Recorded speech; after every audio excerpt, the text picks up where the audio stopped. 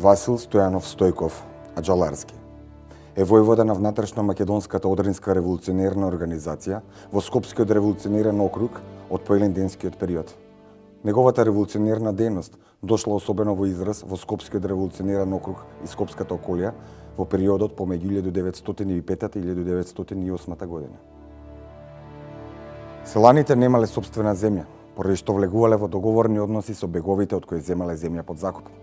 Поради големата економска експлоатација, животот во чифлигарските села бил далеку потежок во споредба со слободните села. Во потрага по подобри економски можности и по безбеден живот, селаните од овие села мигрирале кон градовите. Васил Аџаларски младешките години ги минува како момок, чувајќи туѓа стока за символичен надместок. Васил, уште тогаш, имал можност да ја согледа сета беда и обесправеност на христијаните во Османлинската империја. Васил Аџаларски е војвода на Македонската револуционерна организација од Скопскиот револуционерен округ, чија што дејност поконкретно е поврзана со потесната Скопска околија. Неговиот период на дејствување е време поелинденско востание или поконкретно од некаде 1905 до 1908 година, иако има одредени активности од револуционерен тип кои што се набележени и во претходниот период. Сепак поона што е препознатлив, тој е периодот од 1905 до 1908 година. Станува збор за војвода кој што има регионална улога во македонското револуционерно движење во конкретниот регион што го посочивме. Личност која што нема формално образование, меѓутоа интересно е уште во старт да кажеме дека независно од тоа, за него постојат одредени квалификации кои што напоменува дека сепак станува збор за човек кој што има природна дарба, човек кој што е интелигентен, меѓу другото и добар агитатор воопшто на македонската ослободителна идеја и не само тоа, туку за него има уште неколку квалификации кои што генерално може да се посочат, а тоа е храброста, предвидливоста и како посебен момент можеби тоа е начинот на водење на грижа за населението, а особено за луѓето од неговата чета. Уште како дете кога растев со мојот дедо, со дедовците, заради тоа што двајца дедовци биле заедно со него во истата чета. Едниот е Цветан Златанов Ристовски, тој е мој прадедо од таткова страна, и Ѓорѓе Апеличковски, кој е исто прадедо од татко на баба ми Цветанка, која е мајка на татко ми. И уште од мали ноги, по сите нивни приказни, односно раскажување како дете, и учејќи ме дека јас сум македонец, освен ништо друго, и кажувајќи ги сите истории од колено на колено што се случувало на оваа територија, јас како градоначалник сакав да го обележам Васил Аџаларски, дека е скопски војвода, дека е македонски војвода, дека е равен со сите други војводи од сите други места, но он се наоѓал и престојувал во општина Илинден, односно во Скопје. Васил Аџаларски е личност која што е карактеризираат особини, како и за повеќе личности од неговиот профил и од неговиот калибар за македонско револуционерно движење потекнуваат селска средина, поточно тоа е селото Аџаларово, денес Миладиновци, село кое што во османскиот период, при крајот османскиот период е чифлик, а тоа значи дека селаните немаат сопствена земја, туку влегуваат во одредени договорни односи со беговите, кои се всушност земјопоседници, по тие услови обработуваат земја, но токму тоа укажува на лошата економска и социјална положба на населението од чифлигарските села.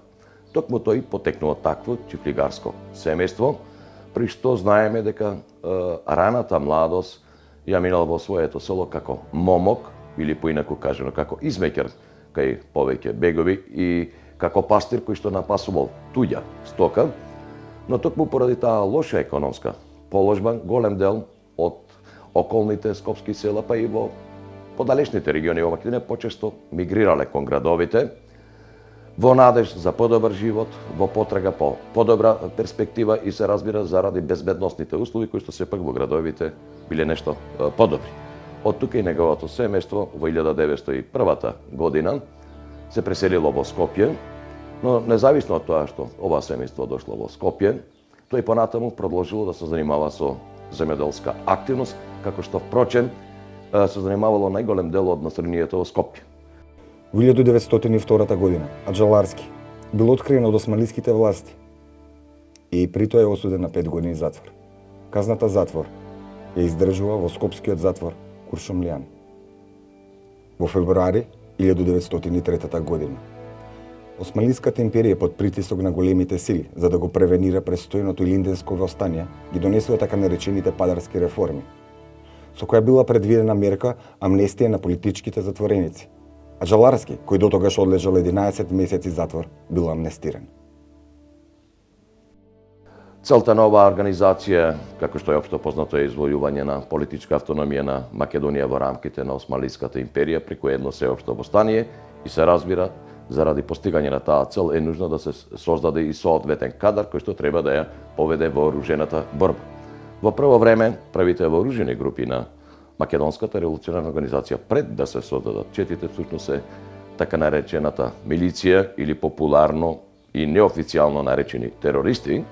Меѓутоа, тоа сепак не се терористи, туку се луѓе кои што изведувале одредена курирска служба, се занимавале со пренесување на оружје, со препраќање и проследување на одредени чети од една до друга дестинација и во таа смисла всушност е ангажиран и Васил Аџаларски уште во 1901 година.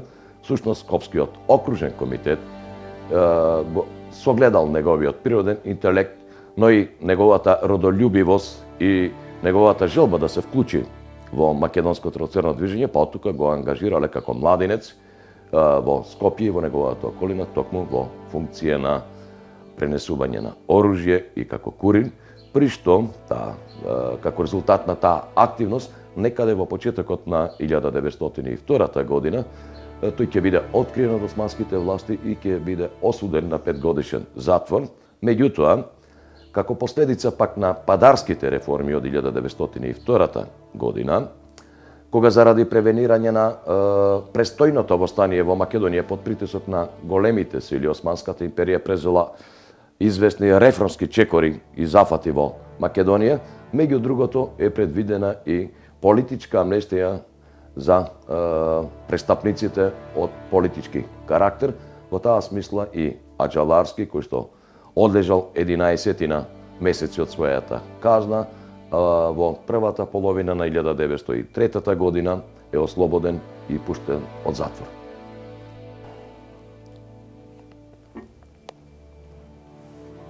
Илинденското восстание, иако не е донело посакуваната автономија, тоа повторно го актуализира македонското прашање на меѓународен план.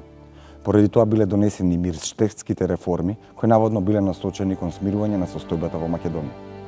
Меѓутоа, третата одредба од овие реформи, која предвидувала нова административна поделба на Османлиската Македонија, заради наводно посоодветно групирање на измешаните националности, ги предизвикала соседните земји, Србија, Грција и Бугарија, да го променат курсот во дотогашното пропагандно дејствување. Од тогаш тие почнаа да испраќаат вооружени четници во Македонија, во кои биле ангажирани и локални четници. Овие чети, крстосувајќи низ земјата со силата на оружјето, го принудувало македонското христијанско население да се изјаснува во прилог на едната или другата народност. Нивните покровители сметале дека на тој начин ќе стегнат предимство на теренот пред ривалите при евентуална нова територијална поделба на Македонија.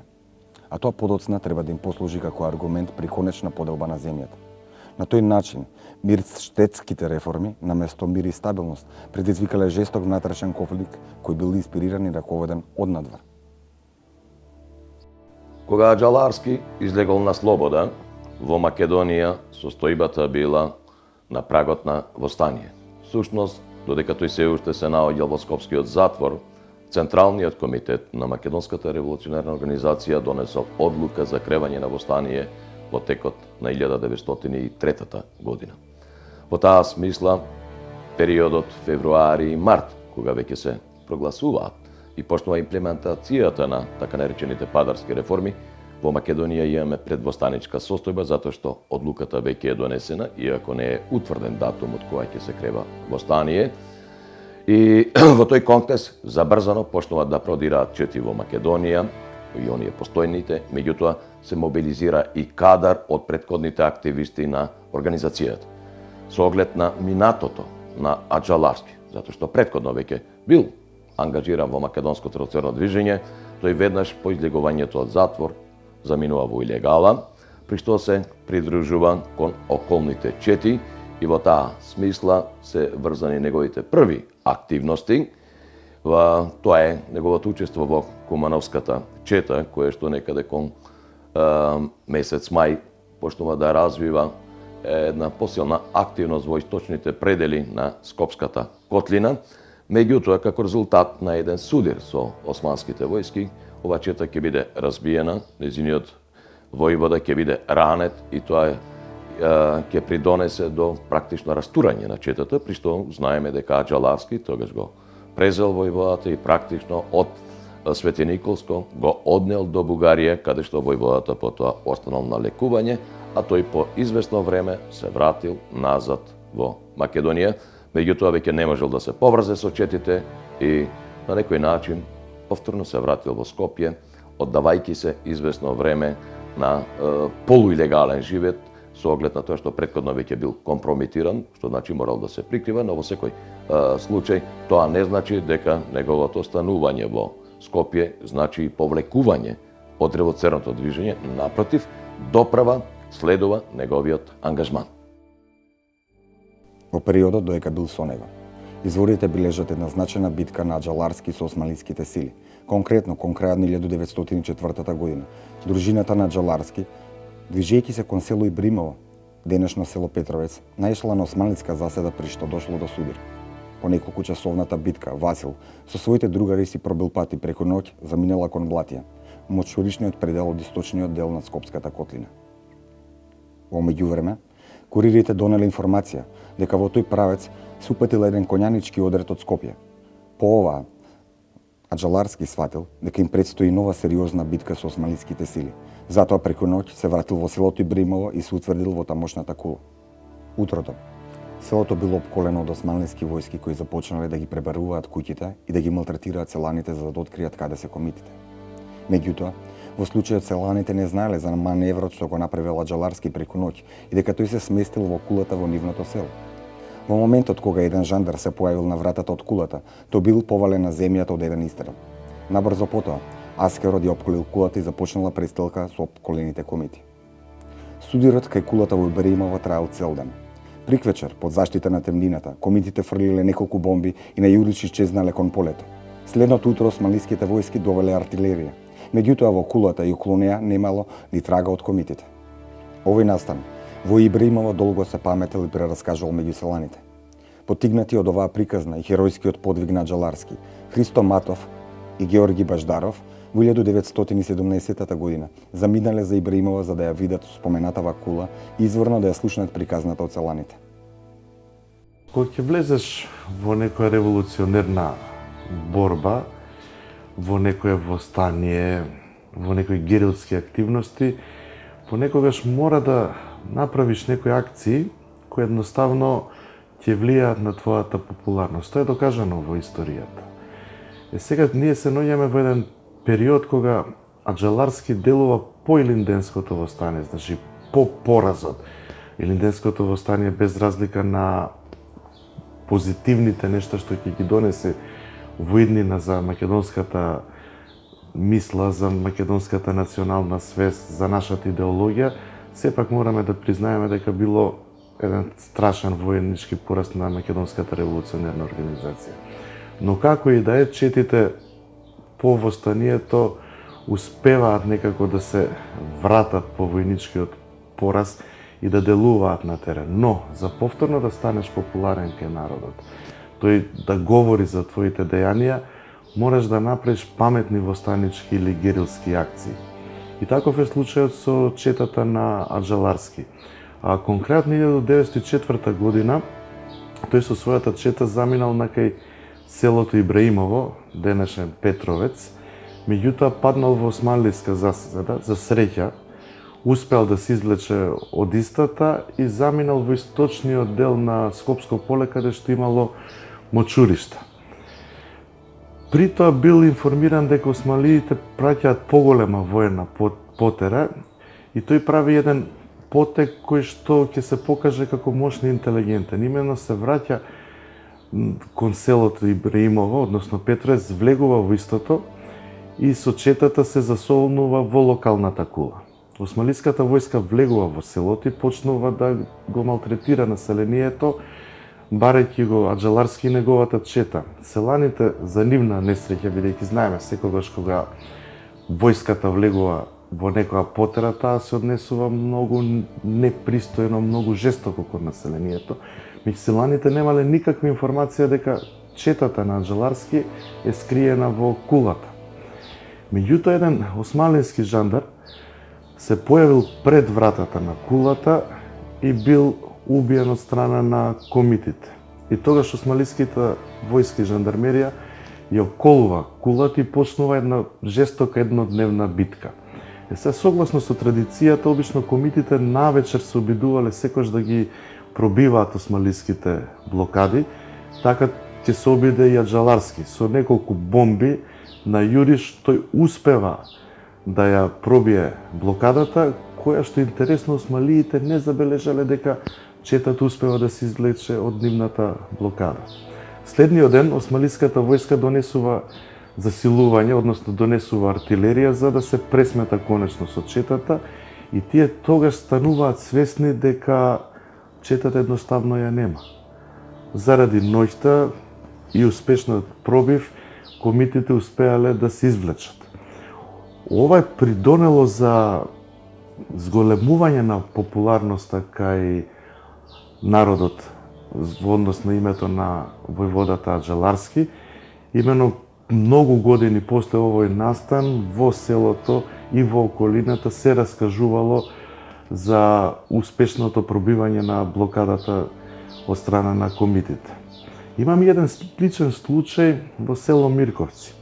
За жал, знаеме дека македонското население беше поделено на пробугарски и просрпски елементи, така наречени србомани и бугаромани или бугарофили.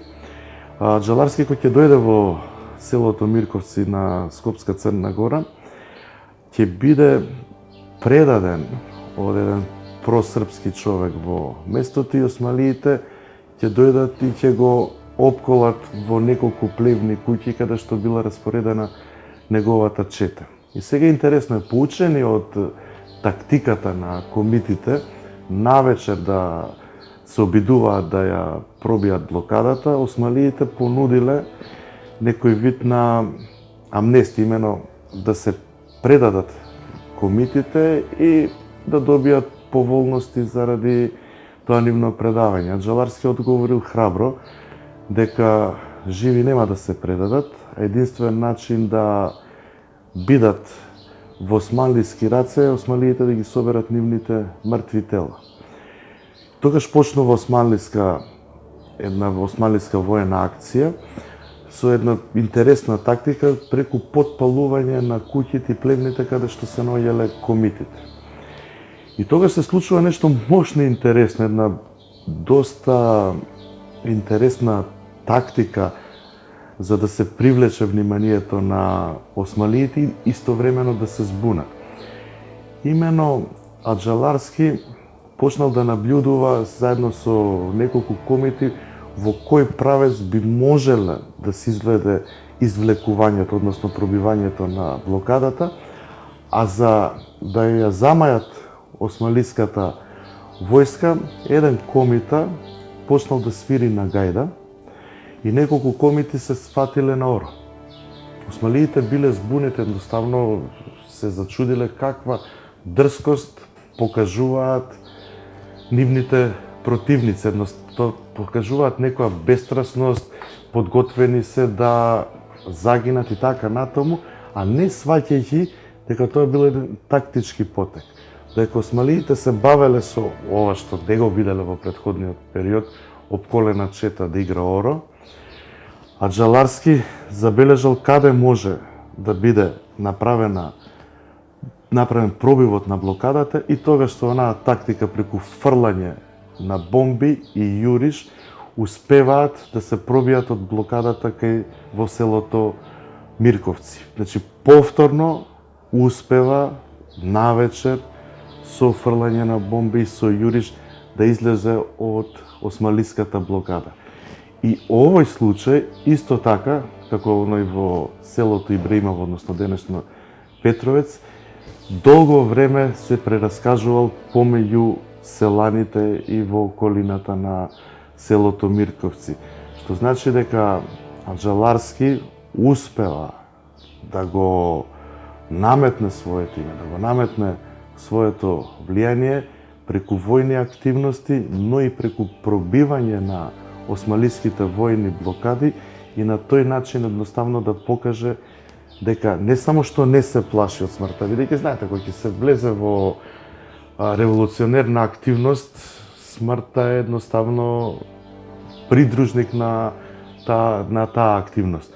Меѓутоа, неговиот начин на војување и особено начинот на пробивање на блокадите го прави мощно популарен во помеѓу населението во Скопскиот регион, а предпоставуваме дека и има почит кај осмалиските војни команданти, бидејќи изворите говорат, не говорам конкретно се за Аџаларски, офицерите кои подоцна ќе извршат младотурската револуција според едни, според други младотурскиот преврат, во своите спомени секогаш забележувале дека во Македонија учеле како се војува. Значи, Васил Аџаларски бил многу храбар човек. И ова што ќе ви го говорам е од моите дедовци кои биле присутни со него. Значи, идат на Рилски конгрес и нормално да им поставуваат заседи и сето тоа. И тамо некаде меѓу Штип и Скопје, меѓу Свети Николи и Скопје или понатаму према Пирин, не знам точно, они се сокриваат во пештера и ги гледат дека заптиите ги бараат. И кога виделе дека се под 15 до 20, Васил решава да излезе и да се бори. И мојот дедо му вика: Васко, бе, остај, треба да стигнеме на Рилски конгрес. Хајде, рече, јас од 15-20 запти и ќе се плашам. Сам ќе ги суредам, не треба никој.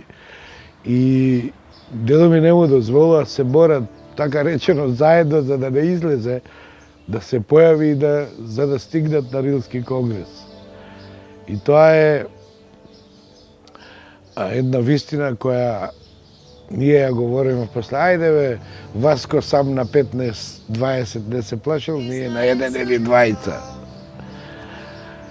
И тоа говори дека е еден од похрабрите луѓе и многу храбар, кај што многу одлучно ги донесувал сите одлуки.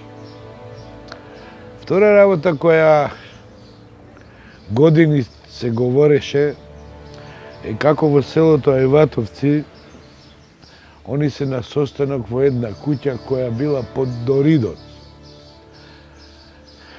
И заптиите пак од нашите предавници ги предаваат, ги обколуваат комплетно, ја палат куќата. Но газата што домаќинот што бил, имал посебен ходник во подрумот кој испаѓа меѓу двата дола. И они си одат, значи куќата изгорува и вика изгореа комитите. И додека турците слават, Васил со четата ги напаѓа и вика дека многу се малку за да го изгорат него. Им треба многу повеќе. Тоа се 12 од 10 села, биле 12 одбрани заедно со него и нон-стоп го штителе македонскиот народ во сегашна општина Илинден, односно од Скопје до Кумано и до Велес. Па може би да се каже негде до Свети Николе, заради тоа што они нон-стоп соработувале заедно со сите војводи од Источна Македонија и Западна и Јужна. По двомесечен престој во Бугарија, кој секако бил неминуван поради лекување на раната и екипирање на нова чета, Аџаларски повторно се вратил за Скопско. Така во дневникот од Кюстендилскиот пункт е забележано дека на 28 август 1906 година тој поминал низ пунктот за Скопско, овој пат со нова чета која броела 8, од кој најголемиот дел биле од Скопско. Овој пат во дневникот не е регистрирано кога Аџаларски се вратил обратно низ пунктот. Меѓутоа во истиот дневник е забележано дека на 4 август 1907 година Аџаларски повторно заминал преку Кюстендилскиот пункт за Скопско, овој пат со нова чета од 10 комети, а оттаму се вратил на 10 октомври истата година.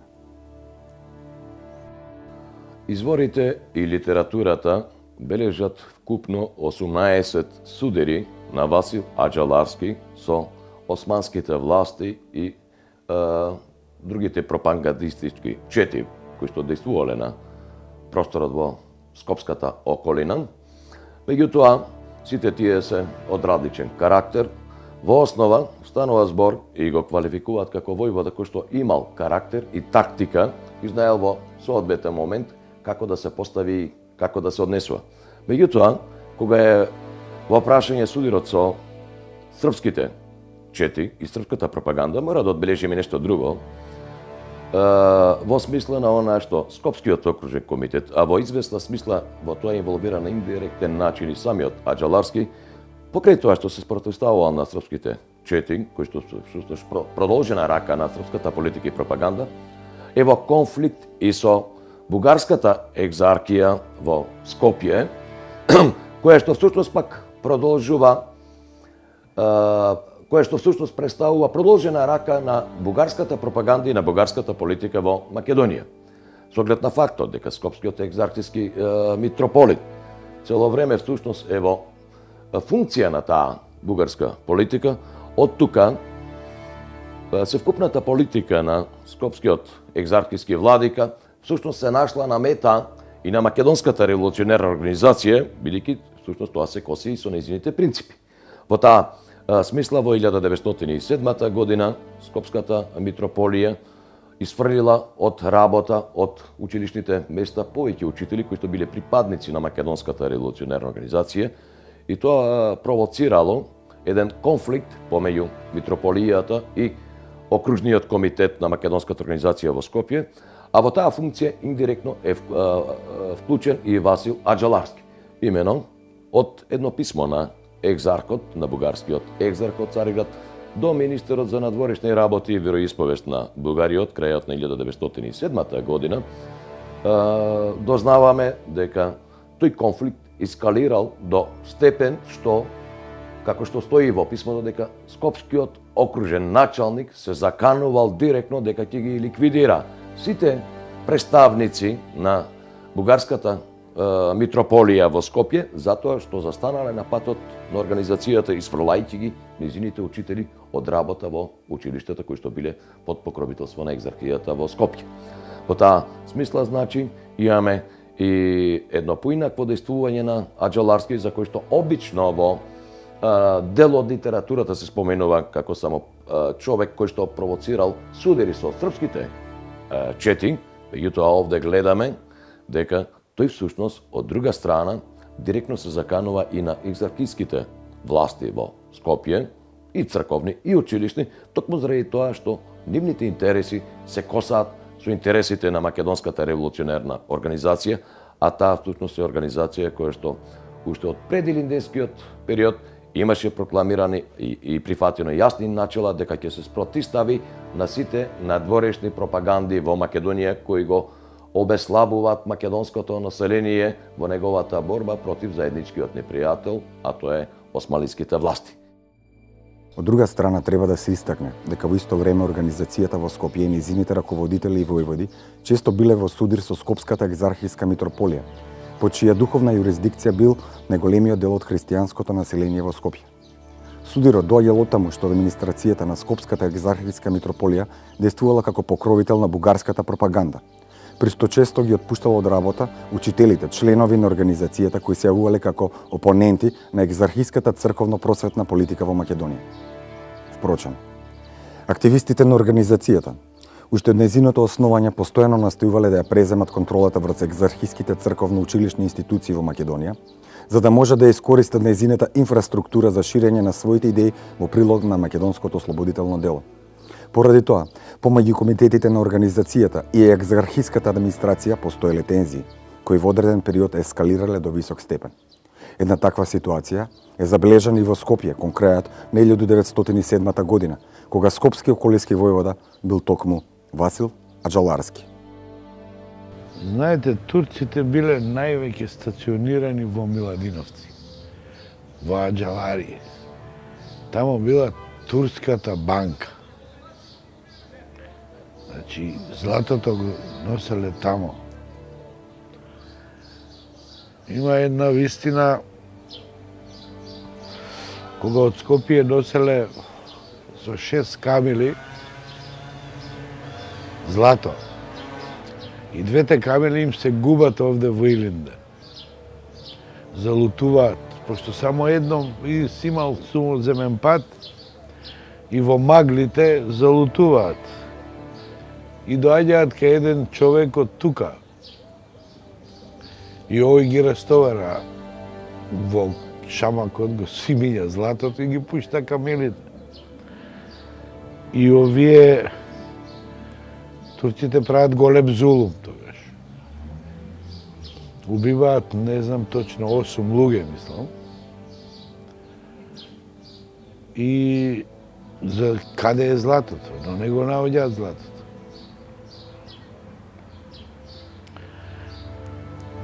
Златото завршува пак дел за оружје, дел за потребите на организацијата и се. Тука е Васил Аџаларски заедно со четата прави заштита. Едноставно имал голем почит, имале беговите према него заради тоа што им враќал. Во тоа време зап за зап, глава за глава било. И затоа повозрастите луѓе кои што говорат со почит према него. По прогласувањето на уставот во вилајските центри, а во тој контекст и во Скопје биле одржани масовни народни собори на кои присуствувале граѓани од сите верски и етнички групи. Славеничката еуфорија за враќањето на уставот траела неколку денови. При тоа во градовите се одржувале митинзи на кои представници на сите заедници зборувале за слободата и еднаквост пред законот, за мир и напредок на земјата. Во меѓувреме била прогласена општа амнестија за сите затвореници. Набрзо по прогласувањето на уставот започнало легализирање на четите. Едноставно, со прогласувањето на уставот сите се надевале дека поминало времето на апсолутизам и дека настапило ново време, време на слобода и време на еднаквост. При такви околности, Васил Аџаларски бил еден од првите војводи од македонското револуционерно движење, кој иако се колебал, сепак со својата чета свечено влегал во Скопје, а потоа го положил оружјето, верувајќи дека настапило ново време. Неговото свечено влегување во градот и моментот на збратимување со представниците на младотурските власти е овековечено на повеќе фотографии. Набрзо потоа во 1908 година, како резултат на Ревалската средба, која што е всушност средба помеѓу рускиот цар и англискиот крал, при што влајателите на овие две земји во пресрет на идната голема војна или првата глобална војна настојувале да ги усогласат своите глобални политики на едно пошироко ниво. На дневен ред помеѓу нив се наоѓа повторно и македонското прашање и тогаш се заговара одново давање на поконкретна автономија на Македонија. Всушност, токму оваа средба, која што е последица пак на британската иницијатива за давање на автономија на Македонија, е isforsirana младотурската револуција во Македонија, која што можеби е подобро да ја третираме и како преврат. Всушност, целта на ова движење е враќање на стариот устав во Османскава држава од 1876 година, кој што само кратко време обстојувал тогаш во оваа империја, со намера да се направи излишно вмешувањето на големите сили одново во внатрешните работи на Османската држава, односно, поинаку кажано, со воведување на уставот требало пред европската јавност да се остави впечаток дека со воведување на парламентарниот систем во државата всушност ќе се дадаат можности за една поинаква артикулација на политичките барања и на економските барања на населението во империјата, и со тоа всушност тие сметат дека ете на тој начин со воведување на устав во државата, дека како по примерот на 76 година одново ќе успеат на некој начин да ја претрчат европската дипломатија и да го одбегнат давањето на автономија на Македонија. Од тука, слободно и можеме да кажеме дека Младотурската револуција всушност е последниот антимакедонски чин на османлиската држава, или пак уште и да кажеме дека тоа е всушност само едно превртување на песочниот часовник, петвековниот османски часовник, кој што веќе бил изабен и испразнет од времето и од вековите кои што поминувале. Како и да е, во 908 година се случил Младотурскиот преврат. Султанот, под притисок на она што се случило, заради одметнувањето на војските и покажувањето на нелојалност, бил принуден да издаде указ со кој што прогласува воспоставување на уставност во земјата, и тоа всушност води кон поинакви промени во целата империја. На крајот на криштата сето тоа придонело и за прекинување, барем привремено прекинување на сите активности на разните вооружени групи кои што действувале во империјата, како на оние што биле пропагандни чети, кои што биле раководени и инспирирани однадвор, така и на четите на Македонската револуционерна организација. Всушност, младотурците со исфрлањето на паролата за слобода, еднаквост и братство помеѓу сите народи во империјата, успеале за кратко време да ги придобијат симпатиите на поголемиот дел од поданиците. Сите верувале дека настапува едно ново време, поинакво време, дека е поминато времето на насилство и апсолутизам, и во таа смисла тие ја прифатиле со задоволство, и од тука го имаме и легализирањето на неголемиот број на чети кои што действувале на територијата на Македонија, сметајќи дека сега веќе во едни поинакви услови ќе можат да действуваат на политичка основа, а не на револуционерен начин. Помеѓу време, младотурците, занесени од моките на власта, започнале да спроведуваат политика на османизација.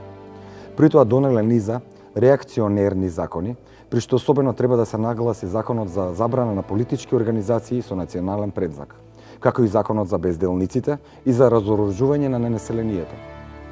Тоа придонело за зголемување на тензии и обнова на четништво, а оваа ситуација вешто ја користела политичката опозиција и антиуставните сили во земјата. Во истиот тој период, османлиите започнат една политика на отоманизација на европскиот дел од империјата. Всушност, тоа е политика на создавање на османска нација. До тогаш и самите турци всушност не беа национално созреани, и од тука нивната идеја беше на создавање на османска нација во која што ќе бидат вклучени сите поданици независно од нивната етничка и политичка припадност. Тоа е всушност сигнал и момент кој што го доживуваат како силен националистички истап на младотурците сите други народи во империјата, и од тука набрзо потоа повторно ќе дојде до одметнување на оние сили кои што претходно действувале на револуционерни начела, а во меѓувреме веќе го имаа положено оружјето. Значи, повторно ќе се зголемат тензиите во империјата, во сите нејзини делови. Во еден таков политички амбиент, во ноември 1909 година го имаме и убиството на Васил Аџаларски, човек кој што рековме претходно се повлече од револуционерниот живот, во меѓувреме дури и се верил и се подготвувал за свадба, меѓутоа при едно враќање во ноќните часови од градот кон својот дом, заедно со својот чичко, тој практично од затил е убиен пред портите на собствената куќа. Интересно е да набележиме дека убиецот Ќор Алија всушност е поранешен разбойник и лиферант со тутун, кој што уште пред да излезе од затвор, бидејќи тој бил ослободен само неколку денови пред тоа од затвор, и тоа е многу сомнително прашање, се заканувал во затворот дека тој има намера да го ликвидира Аџаларски. Меѓутоа, мотивот за тоа лежи на друга страна. Всушност, организацијата на убиството на Аџаларски е од еден скопски бек, кој што бил во непријателски односи со Аџаларски уште за време на неговото претходно дејствување, затоа овој пат само се послужил со еден криминалец кој што го платил да го ликвидира Аџаларски. Ние почнавме едно истражување за Васил Аџаларски, што од своите дедовци, што од роднините, и дојдовме до неговата внука која ни кажа каде е гробот на Васил. Го најдовме гробот во Скопје, го посетивме, беше зафрлен во некоја, така речено, во трња, во запуштено место, го очистивме и почнавме разговори со неа, кај што она беше премногу среќна дека некој се сетил на скопскиот војвода Васил Аџаларски. И направивме одмак една заедничка организација, најдовме едно место во денешно Миладиновци, односно тогашно Аџалари, кога бил он, кај што името било Аџалари на Миладиновци и по него е наречен он Васил Аџаларски. Имавме многу отпори во однос на градењето на тој споменик, заради тоа што, знаејќи јас и сите други, дека во Македонија секој кој се борел за Македонија го карактеризувале на околните држави, но ние го знаевме тоа и тоа го одбивме и решивме да го обележиме, затоа што тој заслужил као заштитник во Турската империја на македонскиот народ и на народот кој живеел во тогашните населени места. Мислам дека за него повеќе би има во турскиот архив, кај што ја не успеав да дојдам до тамо. Инаку мислам дека има многу повеќе записи во турскиот архив. За неговата личност, за неговата борба за македонскиот народ и заради тоа што бил некој коректор на турските власти на територија на Скопскиот дел. Они имаат и повеќе акции, значи во четата на Васил Аџаларски има повеќе акции во Скопскиот дел, кај што действувале по било која неправилна однесување на беговите во Скопскиот дел, во зулумите што ги правеле, без да имале налог од турските власти. Така е кренато на Ибраим бек целото Кале, со помош на чамци, каде што тогаш овој дел кај што е сега, сегашен Петровац, Илинден и останативе села било езеро. И они стигале, можеле да стигнат само со чамци, го кренале во воздух и се повлекле, заради одредени зулуми на тој бек што нанесувал на одредените населени места, као, например, во Ајватовци, во Бунарџи, во Миладиновци, во постарите села Делјадровци и Бучинци горе. Тоа биле постарите села кои биле поголеми него сега што се Илинден, Марино и Кадино. Така да он престојува и на Рилски конгрес. Рилскиот конгрес бил спречуван, пратен, но успеале да се пробијат и да стигнат на конгресот и да се вратат. И сето тоа го работи за целиот свој млад живот.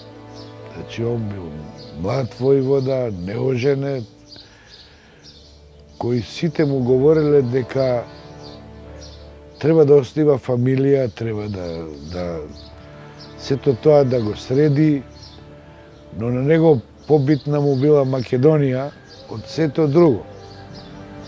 И точно пред да се ожени, он погинува, односно го убиваат од зад грб. После завршувањето, значи, на помирувањето меѓу војводите и турските власти. Кога он веќе работи како поротник во судот и кога требало веќе да основа фамилија, он подло погинува. Не погинал во борба, во ништо друго, че тогаш не можеле да го докрајчат, затоа што бил многу паметен и умен, најверојатно, и добар војник. И за жал, како и сите многу од македонските војводи, кои кога ќе требало веќе да допринесат повеќе во мир за борбата и независноста на Македонија, некои модерно ги викаат информатори и ги завршуваат работите.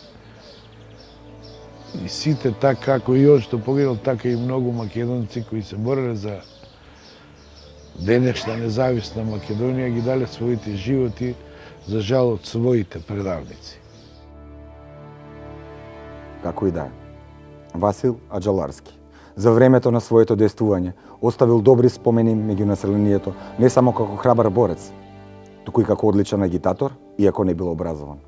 Од тука, Иван Снегаров за него во 1917 година ќе запише дека Аџаларски ги поседувал сите физички и душевни квалитети, неопходни за агитација и вовлекување на масите. Висок, строен, снажен, пргав и брзо прилагодлив, решителен во борбата, неуморен, активен и никогаш недофатлив. Тој за себе оставил представа кај народот, како за старите витези кои го вдахнувале да создава јуначки епови. Кога кон тоа ќе се додаде дека тој бил сладкоречив и со феноменален ум, тогаш наполно ќе можеме да си ја представиме моќта на местната организација во неговото време. Во таа смисла, учителот Димитар Попандов, при погребот на Аџаларски во 1909 година, за него меѓу другото истакнал: тој ако не беше образован, како агитатор имал силно влијание меѓу селаните и граѓаните. Бил благ и кроток, но кога требало и каде што требало, бил строг и не покажувал слабост. Кога требало некој да се казни, кон своите другари, бил секогаш добар и ги чувал како што треба. Притоа никогаш не напуштајќи го местото на опасноста прв, туку дури откако ќе се увери дека неговите другари безбедно се извлекле. Своите четници секогаш ги воспитувал да не бараат од селаните убава храна и облека. Притоа, учејќи ги дека тие не излегле в планина со пушка за да се храна добро, туку да му служат на народот. Притоа зборувал: сол и лепки јадеме, само за слободен живот за горкиот народ да спечалиме.